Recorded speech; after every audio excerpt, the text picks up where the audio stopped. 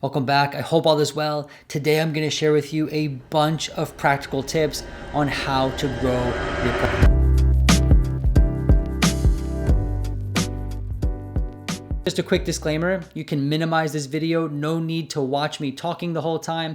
You can simply listen. This is not a video that's going to be visually pleasing, but more so providing a lot of information that you can simply listen to. Feel free to grab some coffee, grab some water, minimize the tab, do some other things while listening to the content.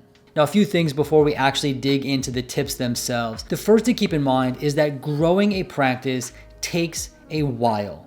Now, a lot of times people come to me and they say, hey, my practice isn't growing. It's taking a long time. I'm not getting referrals. And people are typically panicked and worried. Now, I will say that it's very normal to feel this way in the beginning of starting your practice. It can feel really overwhelming and as if your practice isn't growing. It's normal. And at the end of the day, growing a private practice is like an emotional roller coaster. There's ups and downs. It can be really difficult some days and then really exciting other days. It can really be trying on your emotions. But I do want to normalize for you that growing your practice takes time. And the other thing is you cannot compare to everyone else. Now, this might sound really cliche. At the end of the day though, everyone's journey in private practice is very different and there are a ton of factors that contribute to the different ways that people's practice grows. So you really cannot compare to other people. It's just not going to be helpful or even useful. It's not going to be that helpful for you. Now we can learn from one another, but comparing and saying, hey, that person's growing much faster than me, that's not going to be the most helpful thing. All right. So it's going to take time. There's going to be emotional ups and downs. It's okay. It's normal. Let's keep going. All right. The other thing you have to remember is that growing a practice, or we can call it marketing your practice, you want to think about this more as a lifestyle or as something you're going to be doing forever with your practice, as opposed to just one time, I'm going to market once, or I'm going to advertise once, or I'm going to put effort in once to growing my practice. This is going to be a crucial element of your entire practice, is going to be marketing and advertising. Now that you're in private practice, that this is just part of what you do. Think about big companies like McDonald's, UGG, Target, these places. They don't ever stop advertising and marketing. They're constantly doing it. It's a part of their business strategy. And also, I want you to know that this is not a video just about marketing your practice. And for some people, they don't ever venture into marketing their practice. And that's actually okay. I don't think it is required. This is going to be more for people who want to learn about how to grow their referral base, have more consistent referrals. We're going to talk about strategies for that. There are other people out there who don't mind having a small practice or who don't really need tons of referrals coming in all the time. And for people like that, it is totally legitimate to not have to worry about marketing. At the end of the day, you are also a therapist, right? So you are going to be someone who provides a needed service. I've never seen someone start a primary care doctor's office and have 0 patients. Same thing with a therapist. You'll always have a need for your service. So if you just have yourself listed on Psychology Today or Alma profiles and you just let that sit there, in time, you'll eventually get clients. We're going to go through about 10 tips here. They're in no particular order. But the first one, and this one's going to sound kind of obvious, you're going to want to watch or learn some introductory material about marketing. People get an entire college degree in marketing. Marketing is not just something you do. Marketing is something you need to learn about. You need to invest some time into researching and understanding. Now, the good news is I don't think you need to be a marketing expert by any stretch. But I do think it's really helpful to begin perhaps with some introductory lessons. And you can find these on YouTube. I'll leave links down below to a few that are helpful for me.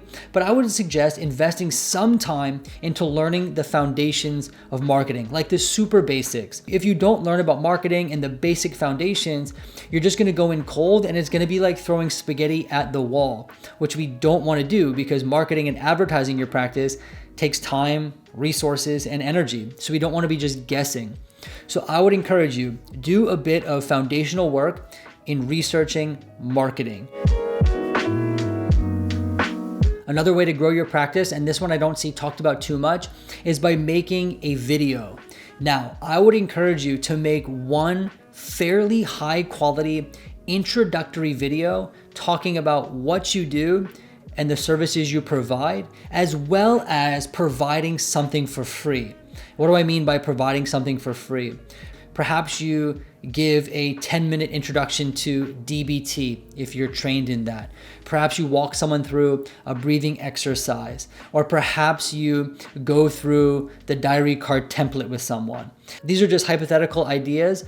And then once we make a video like that, we can post it to our website, we can share it with friends, we can share it with colleagues. If you're a part of different Facebook groups and communities like that, you can share it there. This becomes a source of advertising that you put effort into one time, and then you can share endlessly. For this particular channel here, I made a video about how to start a private practice in 6 steps. The video took me a long time to make. It was the highest quality video that I personally could produce at the time. Not saying it's the best, but it was an investment of time and resources. I made that video, and still to this day continues to advertise for me. And it was really worth it now looking back. It continues to yield results. And this next one might seem kind of old school, however, it works really well. I've done it myself. You can create flyers and business cards. Now, flyers are something that you might think are outdated, but if you walk around to different coffee shops or different community places like grocery stores, you'll occasionally find flyers and advertisements. And so if I were you, I would create a simple flyer for your practice. What services do you offer? What do you do? Are you virtual? Are you in person? And then post them up in different areas where you can post flyers.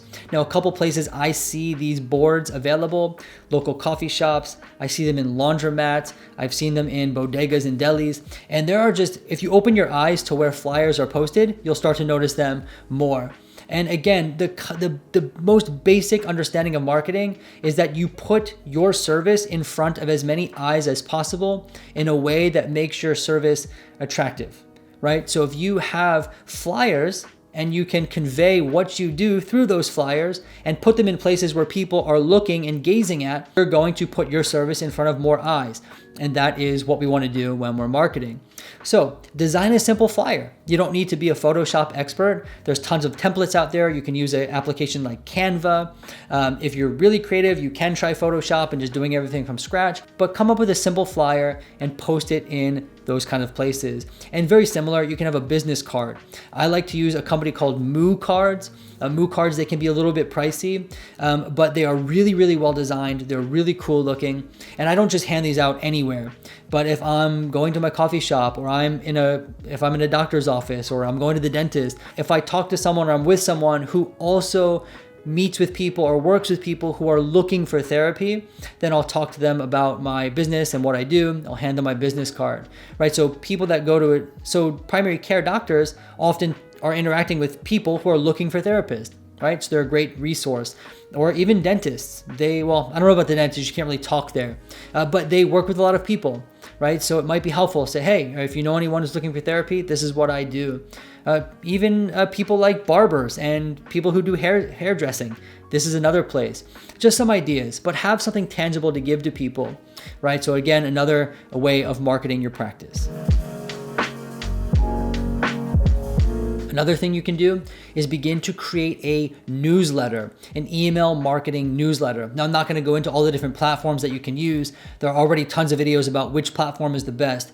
At the end of the day, though, I would begin creating a newsletter that is related to what you do as a business. So for example, if we do DBT therapy, maybe we would create a newsletter about DBT. If you do anxiety work, maybe your newsletter is about anxiety. But what you're doing is you're creating a newsletter that provides valuable content to people, and at the same time helps you build up an audience that you can then advertise your services to, right? And that's a two-way mutual benefit. So on one hand, you're providing people with genuinely valuable resources. Perhaps it's the articles you write or the things you link to them. And then in turn, you now have an audience who's willingly subscribed to you, and then you can advertise your services to them and let them know that you are taking on clients or that your practice is taking on clients. And that is one way you can begin marketing as well. It is a worthwhile endeavor, I promise you.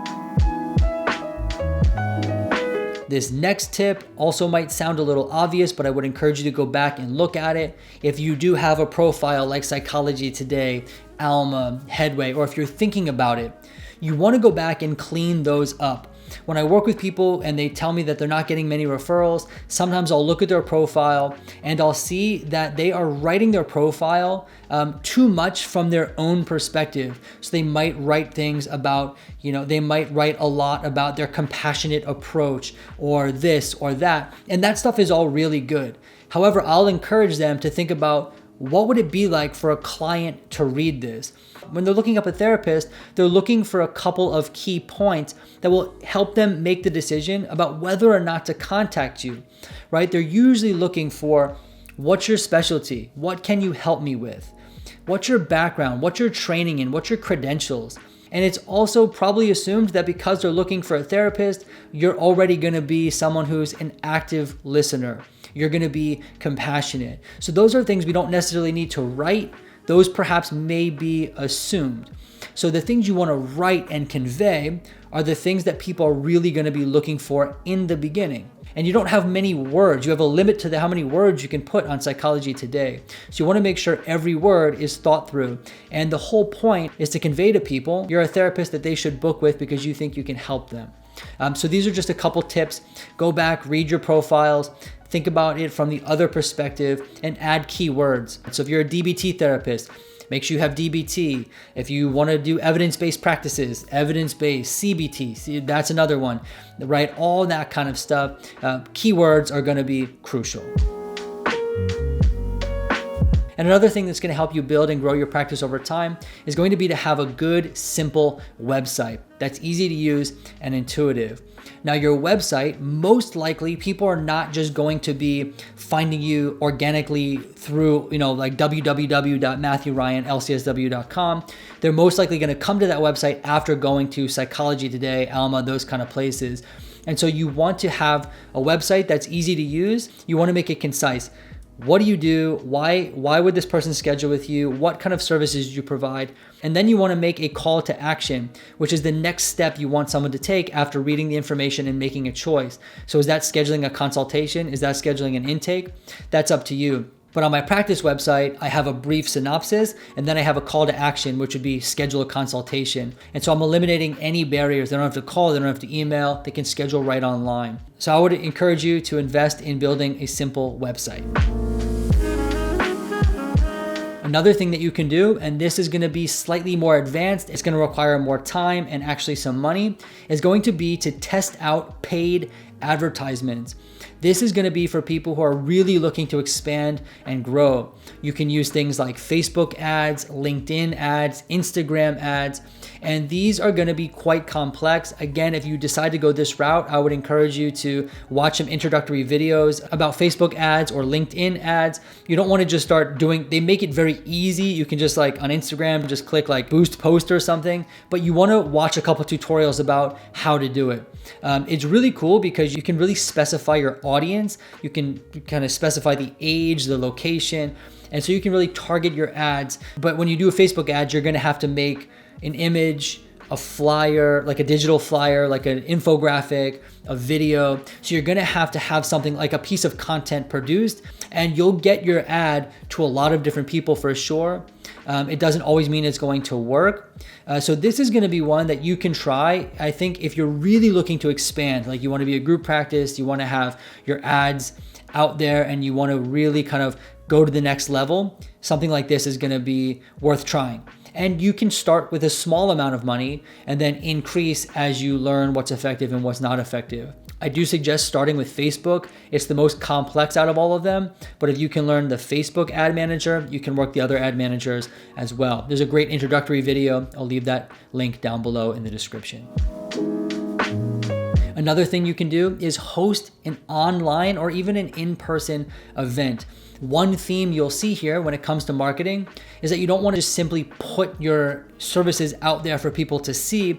You actually want to preview or provide people with some value, then get a little sneak peek, if you will, of the services you offer. And one great way to do this would be to host an event. Now, example, if you are someone who's a DBT therapist, maybe you can host an event at a high school. Maybe you can host an event for other clinicians to teach them about DBT.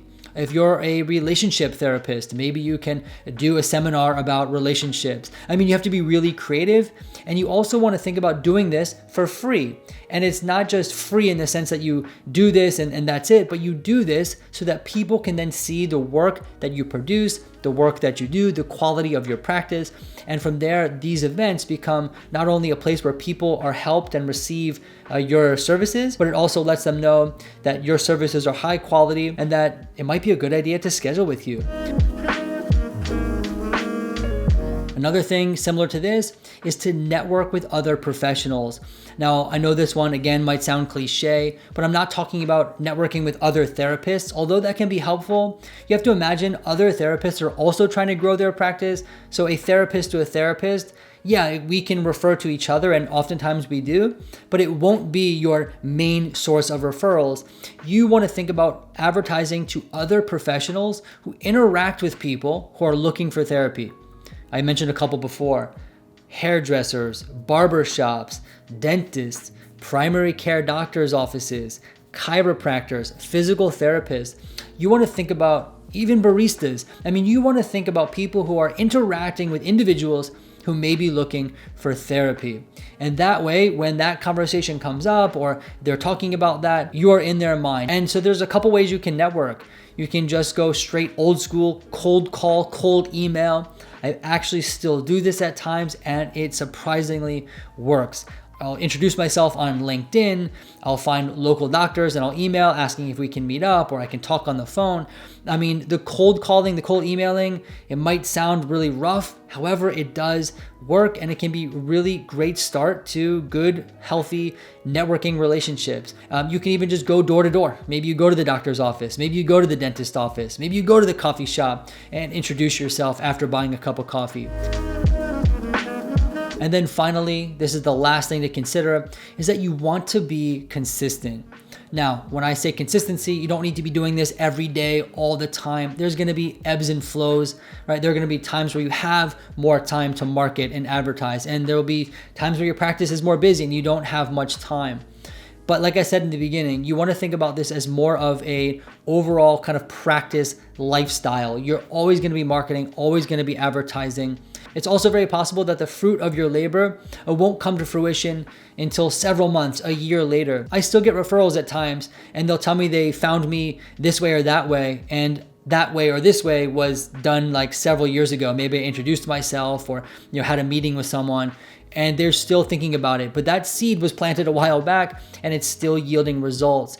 And so we want to be consistent. When you have some free time, maybe you make a flyer. Or when you have some free time, maybe you play with Facebook ads. You even want to build in marketing into your practice. So maybe on your admin days, you spend a portion of it doing advertising. You spend a portion of it working on marketing strategies. But be as consistent as possible. Incorporate marketing and advertising into your overall practice workflow. Anyway, that's a few ways and ideas and thoughts about growing your practice that I have found really helpful personally.